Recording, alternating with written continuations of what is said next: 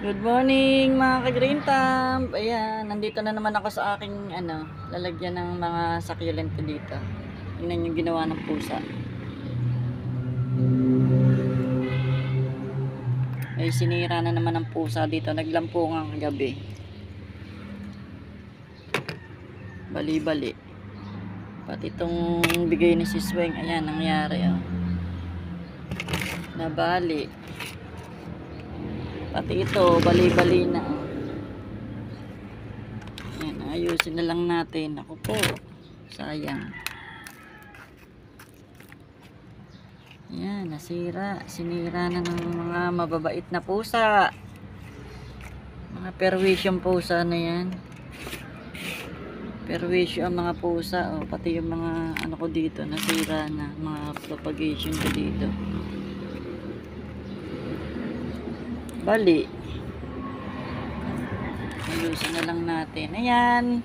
Kagagana pa na naman kagabi. Sabi ko, naririnig ko yung pusa naglalampungan. Sabi ni tatay, malayo pa. O layo naman, di naman dyan sa atin. Yan, pagising ko ng umaga ngayon, ito yung bumungad sa akin. Oh. Sabog-sabog na yan. Bali-bali na yung mga halaman natin dyan. Ako! Ayan, no? Tabo, naglaglagan pa dito yung mga takip ng ko. Takip ng aking lupa. Sinira talaga niya. Buti na lang yung iba hindi dito. Talagang dito lang sa parte dito ang sinira niya. Siguro nagtatalunan dito. Nagtalunan. Yun lang naman ang nasira. Pero ayusin ko yun. Ayan, nagkabali-bali na yung mga leaf propagation ko dito. Nagkaputol-putol na.